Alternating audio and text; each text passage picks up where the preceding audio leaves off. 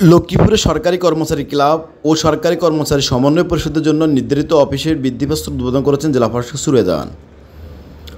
বুধবার সকাল 9:30টার দিকে শহর দক্ষিণ তেমনি রামগতি বাস স্ট্যান্ড সংলগ্ন ক্লাবের ভিত্তিপ্রস্তর উদ্বোধন করা হয়।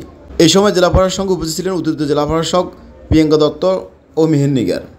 এছাড়া আরও উপস্থিত ছিলেন সমন্বয় পরিষদের সভাপতি সিরাজুল ইসলাম পাটোয়ারি, সাধারণ সম্পাদক শামিউল ইসলাম, চতুর্থ কর্মচারী সংগঠনের সভাপতি মহসিন কবির, সাধারণ সম্পাদক মামুনুর রশিদ, জেলা সরকারি কর্মচারী ক্লাবের সভাপতি জামাল উদ্দিন, সাধারণ সম্পাদক মনিরুজ্জামান পাটোয়ারি, সাংগঠনিক সম্পাদক অর্থ ও সম্পাদক নিজামুদ্দিন ভূঁইয়া সহ প্রমুখ।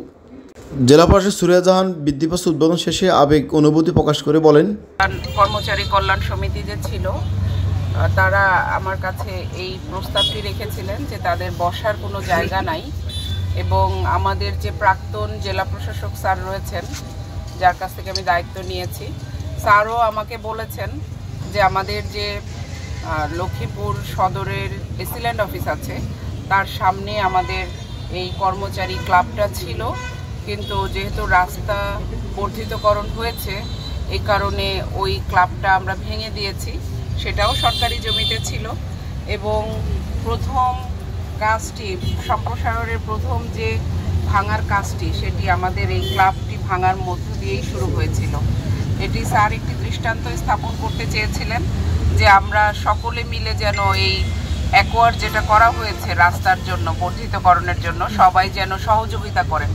তারই প্রতিফলন স্বরূপ আমাদের এই ক্লাবটি প্রথমে আমরা অপসারণ করেছি এবং আমি এসেছি তাও 1 বছর হয়ে যাচ্ছে এবং এটির কার্যক্রম আরও 1 বছর আগে থেকে শুরু হয়েছে। তার মানে প্রায় 2 বছর আপনাদের এরকম বসার আমাদের যারা সহকর্মীরা রয়েছে তারা বসার কোনো স্থান পাননি, যারা অফিস শেষে একটু বিনোদনের জন্য একসাথে বসবেন।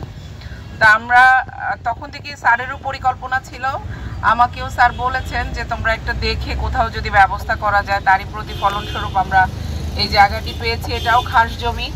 আমরা এই জমিটাতে একটি ছোট ক্লাব ঘর করব, যেখানে আমাদের সহকর্মীরা অফিস শেষে ক্লান্তি দূর করার জন্য এখানে বসতে পারে। নিজেদের অনেক বিষয় আছে যেগুলো একসাথে বসে কথা বলে অফিসিয়াল বিষয়গুলো সমাধান করা সম্ভব, আবার পারিবারিক বিষয়গুলো শেয়ার করার মাধ্যমে হালকা হওয়া সম্ভব এবং আমাদের যারা প্রাক্তন কর্মচারী রয়েছেন তারাও এখানে বসার সুযোগ পাবেন, তারাও এখানে কথা বলার সুযোগ পাবেন।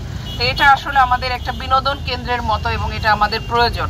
তো সেই হিসেবে এই জায়গাটা আপনারা খুঁজে বের করেছেন, আপনারা আপনাদের ক্লাবটি করবেন অবশ্যই। আমরা সকলে মিলে এটা সহযোগিতা করব এবং সেই সাথে আমরা এটাও সকলকে কথা দিতে পারি যে সরকারের যে কোনো প্রয়োজনে আমরা কিন্তু আবারও এই জায়গা প্রয়োজন হলে আমরা সরকারের যে কোনো মহৎ কাজের জন্য আমরা কিন্তু ছেড়ে দেব।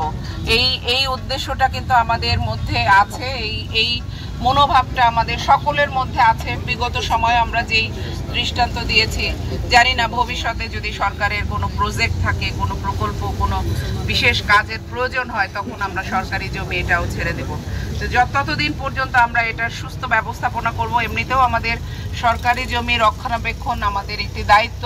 আমরা নিজেরাই যদি এটা রক্ষণাবেক্ষণ দেখভাল করি তাহলে সরকারের প্রয়োজনে যে কোনো সময় আমরা সেটা ব্যবহার করতে পারবো। তা আপনাদের সকলকে ধন্যবাদ, কৃতজ্ঞতা যে আপনারা একটি অনাড়ম্বর আয়োজন করেছেন। এর মাধ্যমে আমরা যে একটি পরিবার সেটি আবারও প্রতিফলিত হলো। আমরা সকলে একসাথে আমাদের নিজেদের ভালো মন্দ দেখে আমরা নিজেদের কার্যক্রমগুলো আরও উন্নয়ন করব। লক্ষ্মীপুর জেলার জনগণের সেবার জন্য আমাদের যে প্রমিস, যে কমিটমেন্ট, সেটা যেন আমরা রক্ষা করতে পারি, এটা আপনাদের সকলের কাছে আমি আবারও অনুরোধ জানিয়ে আমি আমার বক্তব্য শেষ করছি। সকলে ভালো থাকুন, সুস্থ থাকুন। আসসালামু আলাইকুম।